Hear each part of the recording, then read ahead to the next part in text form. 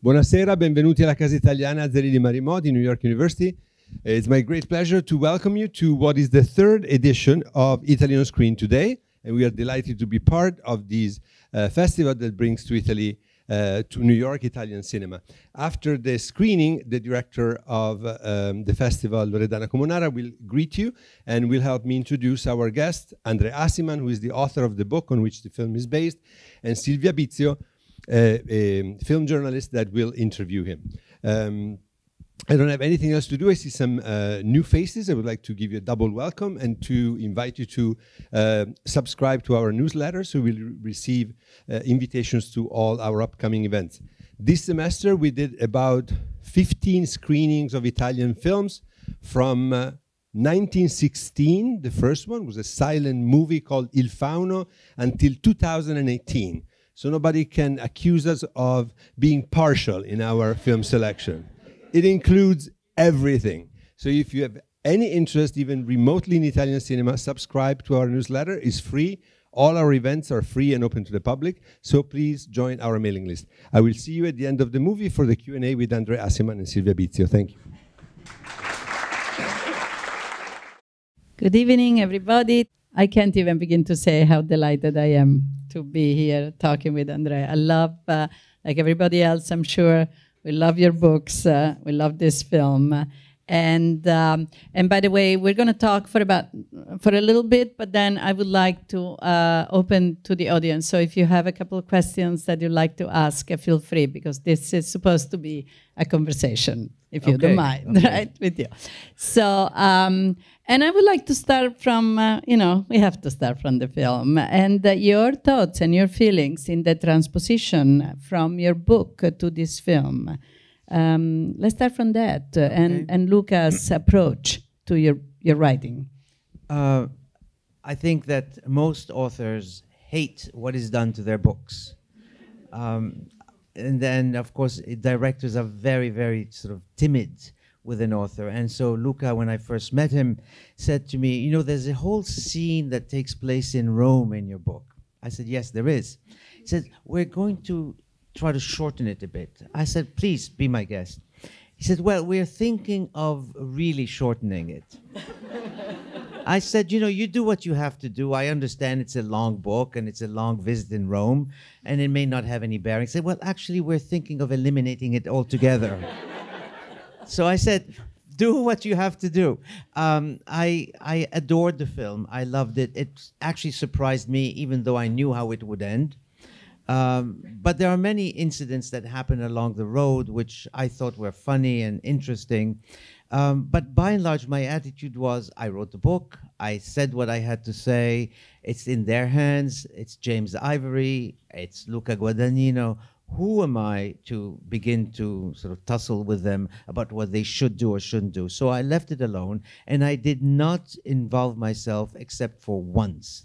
And I gave them my opinion, and they listened to me, believe it or not. And that was the end of that. So, and then I saw the film. And then I went to the set because I always wanted to be on the set just to see what's going on. I've never been on a movie set. I know nothing about movies. And they said to me, the director wants you right away.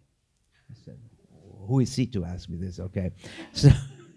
So I said, I'll go. Okay, fine. We went to Crema, and they dropped us in the scene. And there, as I'm watching the film being filmed, I said, this is the most important scene. They said, yes, it's quite important, but you are going to have to be in the film. I said, I do not act. I don't act. They said, well, you're going to have to. So eventually, they had me dress up in a ridiculous suit, which you've all seen. And my partner in the film is actually the producer of the film. So they got free talent. And other than that one time on the set, that was it. You said that there was a scene you wanted to work on, or at least some minor adjustment. I wanted them to change it, and they did, and it made perfect sense. And you want to know what it... No, you don't want to know. No, we don't want to know. Okay, well. What did you know, or did you, or surprised you about Luca Guadagnino as a director when he first called you? Did you know his work? I knew his work. I had seen only one film because there was really one film that was available. And as soon as there had been many directors were sort of eager to join and then couldn't, and many actors were sort of asked to join and then didn't. And when I heard that Luca Guadagnino was on, I said, okay, this is never going to happen. He's too good. He's too... Because my theory was that he is really the inheritor of Visconti. The film of I Am Love is very much a reminder of, reminiscent of The Damned. And it takes place in a very big house. He's not very interested always in action. He's more interested in what two people do together when they're speaking or not speaking. And that sort of thing. And I said, he's perfect. And he has a sense of luxury, which without being sort of suffocatingly so. And I said, he's perfect. And so then I was baffled that he actually showed up at the meeting. And he showed up with James Ivory. And I said, oh, my God, this is it. This is history. It's not going to happen. But it did.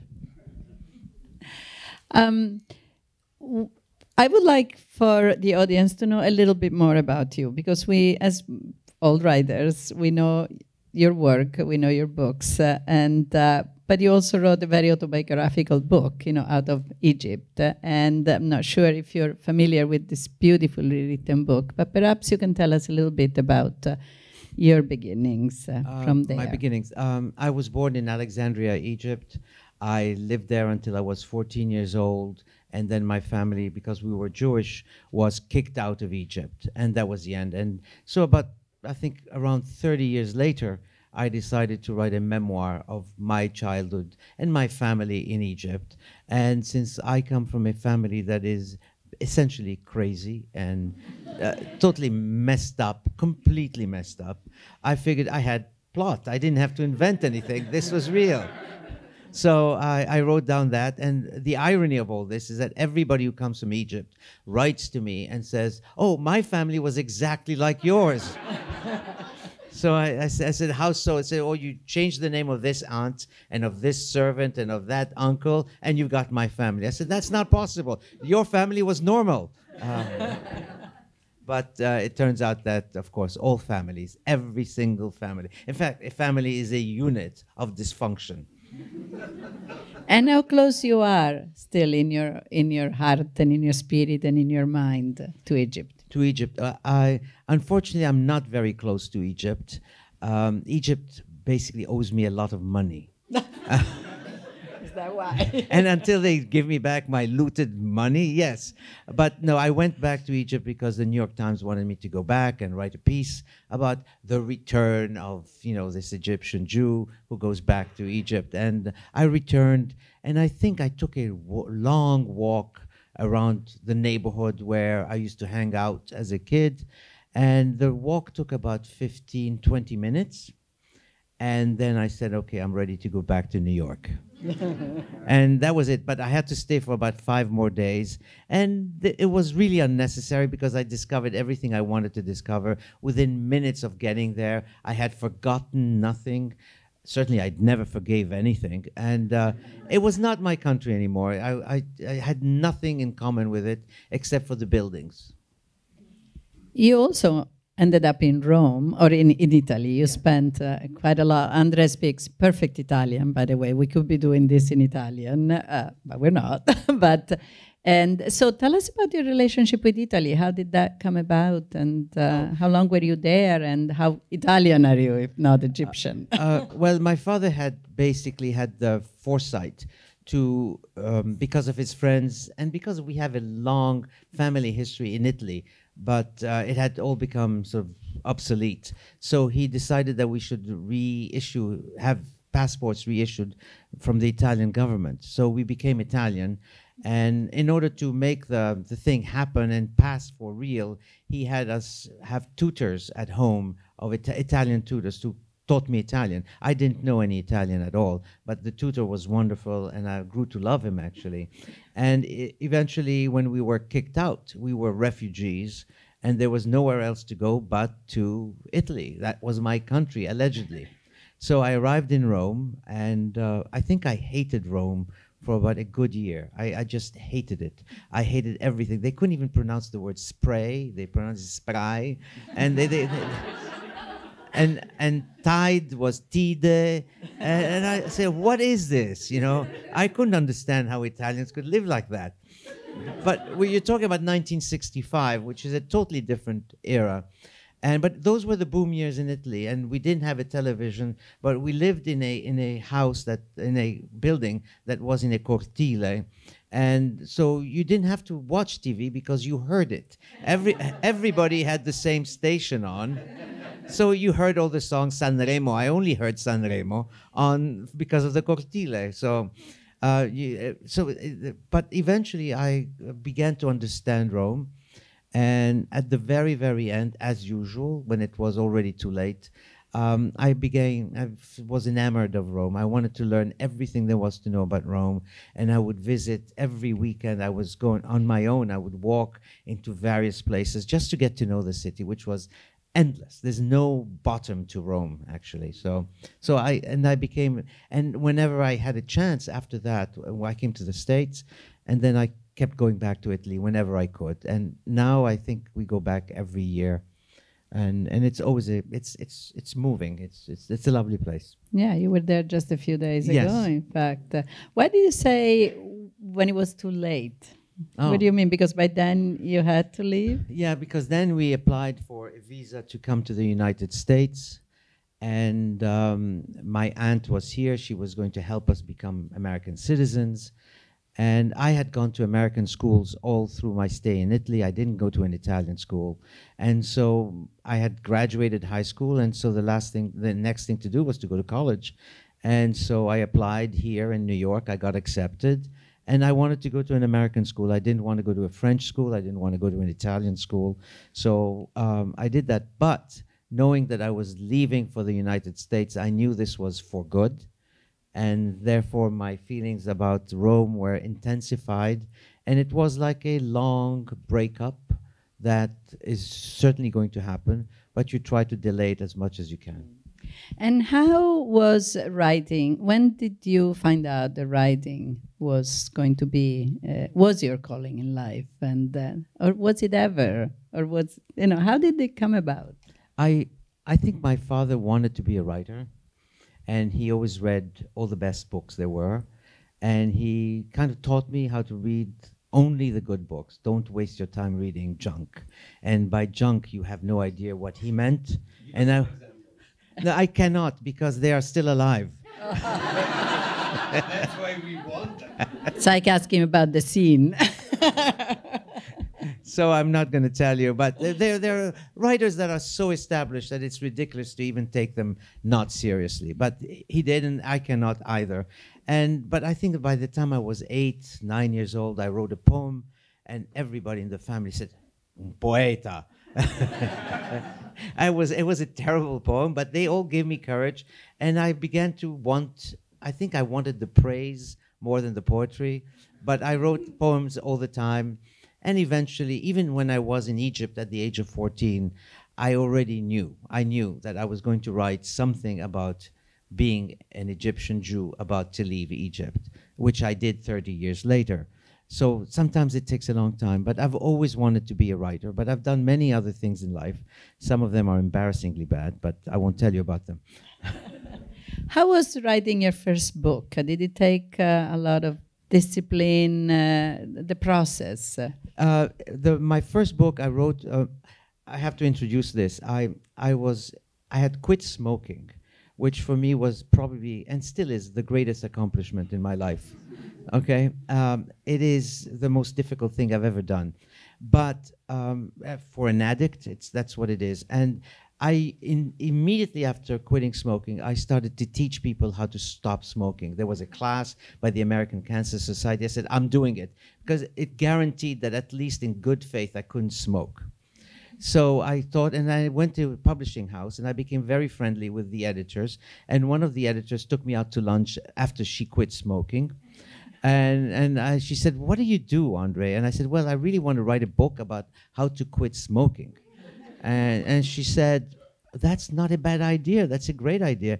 And she said, "Do you have any other ideas?" "Well, you know, I'm thinking of writing something about my childhood in Egypt as a Jew. Write that."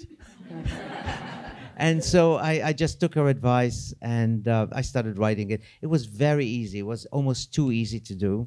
And it took like a year and a half to finish the book, between courses and traveling and so on. So it was easy, and the editing part took longer than writing the book. And what was the inspiration of Call Me By Your Name, and then your other beautiful book, which, by the way, is very successful in Italy, has been translated in Enigma Variations? Yes. The inspiration was, I wanted to be in Italy, and that year we were not going to be in Italy, so I decided I'm going to write about a house in Italy. And I started writing about a house in Italy, and then I decided, okay, that's it. I've written, I just was getting it out of my system. But I said, this is going well. And so I decided to go on, and then there was a car arriving, and then there was a guy, or at first it was a girl, then I said, no, let's make it a guy. A guy comes out of the car, and then, okay, this is interesting, what's next? And then there was a passion, and I said, this is interesting, this is lovely, it's very nice. And then at some point I said, okay, this is gonna have to stop, because it's getting very messy. And I wrote some of it, and I sent some of it to a friend of mine in France, and he said, this is fantastic. I said, you think? He said, yeah, it's absolutely great. So after 30 pages, I decided to have the two possibly kiss. And then I decided, okay, this is getting so bad that he's going to have to die. One of the characters is going to have to die. And I said, okay, Oliver is going to have to die because, you know, he's expendable. And then I decided, okay, no, this is bad. And they have to do something together. Okay, they'll do it once, and then he dies. But I'm sorry. Yeah. Well, he wasn't. He was already coughing a bit. There was a bit of that. But if for those of you who want to know, there was a scene, and it's kept in the book, where in the film, where Anchise goes and fishes a fish. And he's a fisherman because during the day he goes out fishing on a boat. And the inspiration was, well, Shelley went on a boat and he came back in a different shape. And then I said, okay, Oliver is going to go with Anchise. There's going to be a storm. They're going to drown. And it's going to be fine. Okay, I'm good with it. I wanted to get it over with. But anyway, so I decided, okay, they'll sleep together. No, they'll become lifelong lovers. Okay, with this, I don't know what to do with that. And I stopped. An Enigma Variation? You know, it's quite popular. It was translated in Italian. Yes. It's having a lot of success. It is doing well in Italy, and it's doing very well in England. Which is fine. I mean, this is a story about a man who is very confused about his sexuality, or maybe not confused. He knows exactly what it is, but it goes all over the place. And he starts at the age of 12 when he knows nothing about sex and doesn't even know anything. I mean, he really knows nothing. And he goes on till his probably early 50s. And he has various love affairs, and they're all sort of segmented, and each tale is written totally differently. I hear from a source of mine, Patrick, that you are an idol among teenager girls. Is that true? Look at me, okay? And what happened? And what do they do? Tell us. Do they chase you? Do they write to you?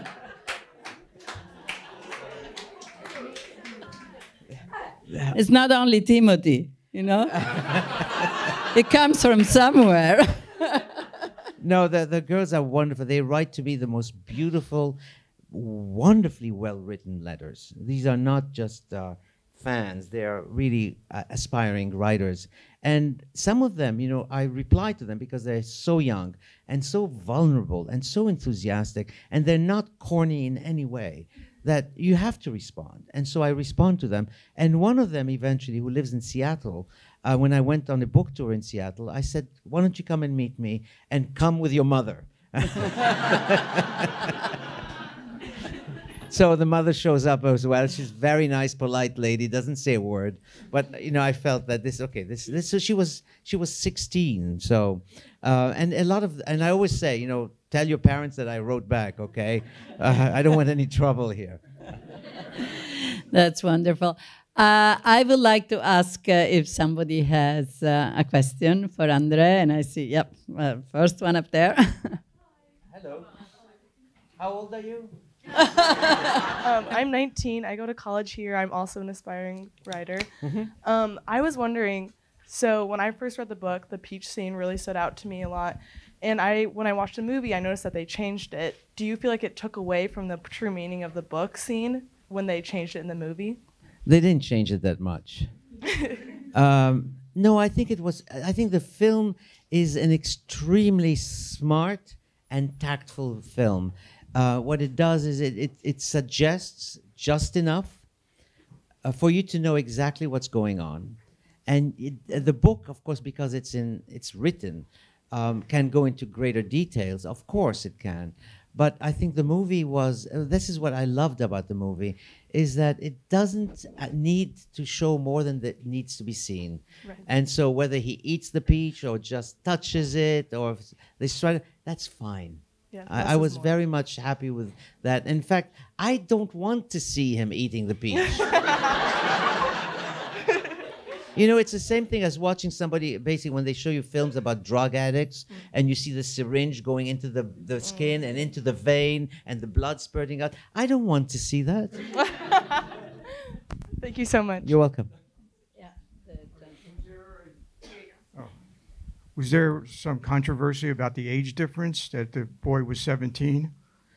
I made him 17. No, I realize that. There are people there are very, very few who say this is child molestation. I said, you know what, this is fiction. Enough. Right. We have one here, and then we have a couple back there. I belong to a website that's obsessed by your book and mostly about Timothée Chalamet, but they keep talking about a sequel that you're going to write. Are you intending to write a sequel to Call Me By Your Name? Well, they use the word sequel. Or second part. Which is complicated. I am writing something, but it's more, let's say, it's a tangent.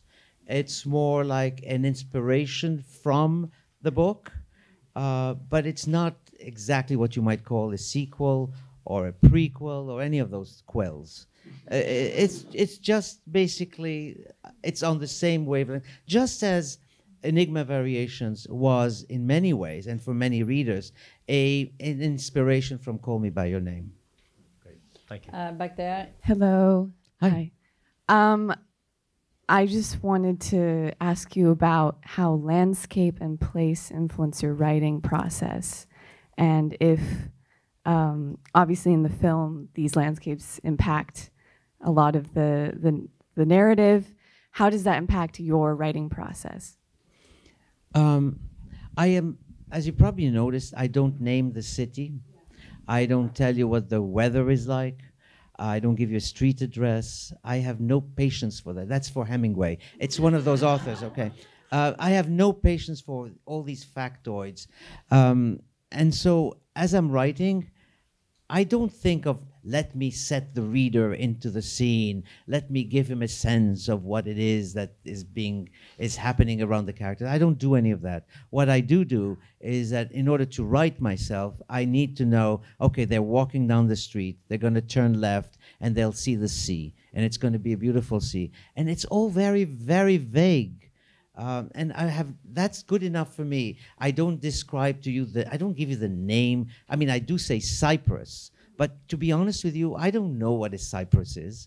I mean, I've seen Christmas trees, and that's a cypress for me. And sort of that's good enough.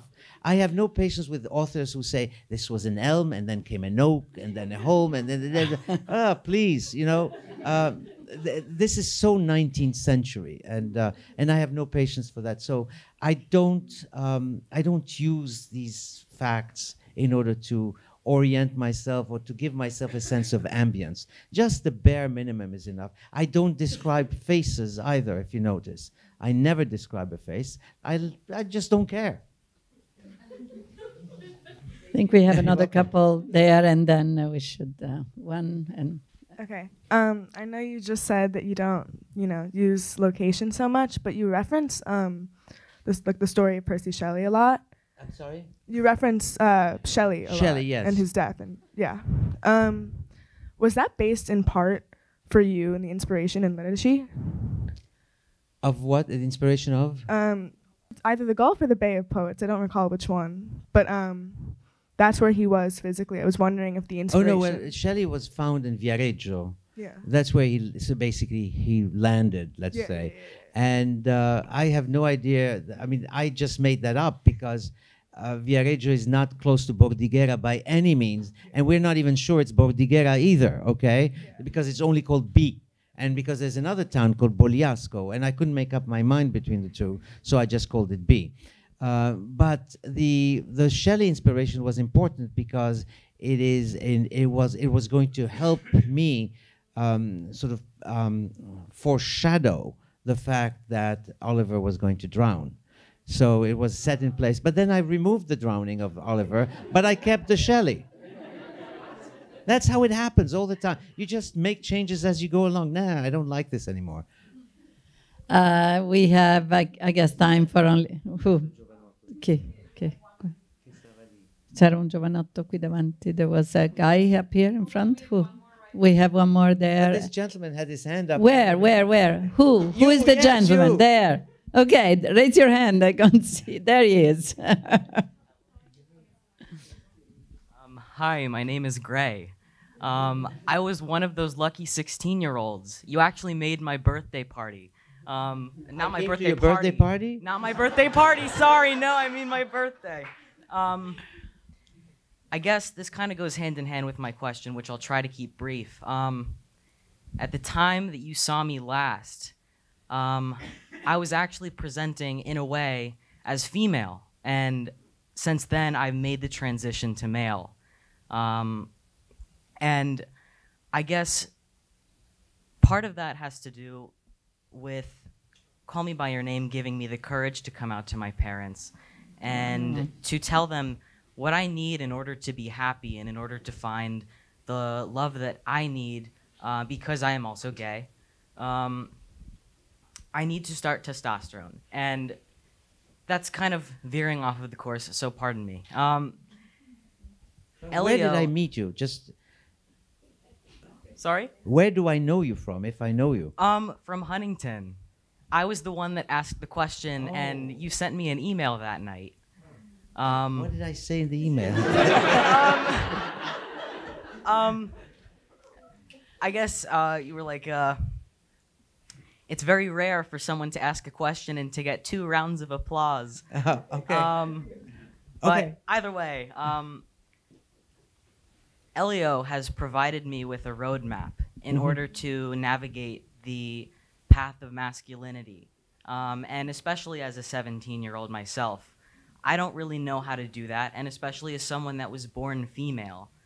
I kind of was met with this wall, and I had to ask myself, well, what do I do from here?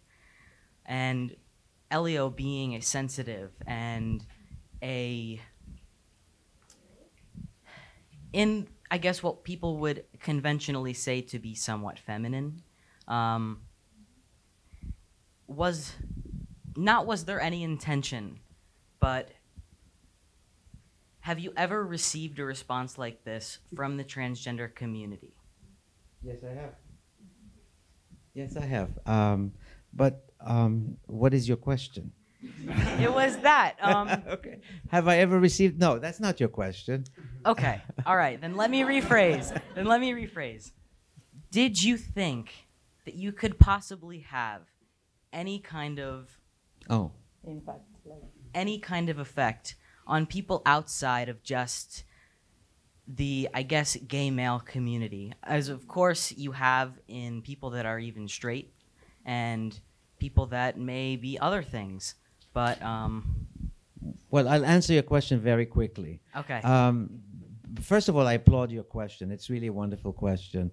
The real answer is I had no idea what impact my book would have. I thought it was going to it was just a nice little story and people would like it, and then that would be the end.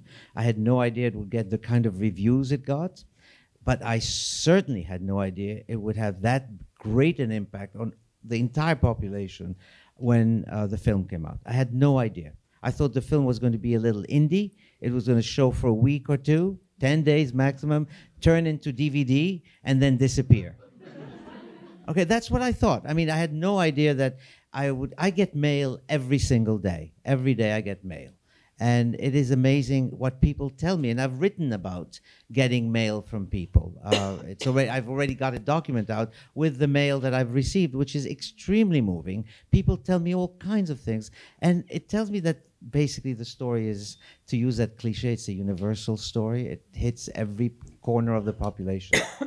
I'll try not to take up much more time at all. I just wanted to say a very brief, as I said before, I was a very unhappy person at the beginning of this year. And after seeing Call Me By Your Name and just going through the thought processes that came with it, and with telling my parents, hey, this is what I need, I'm now the happiest that I've ever been in my entire life. And I can really attribute that to you and what you've done for me. So thank you. You're welcome. Thank you. Thank you.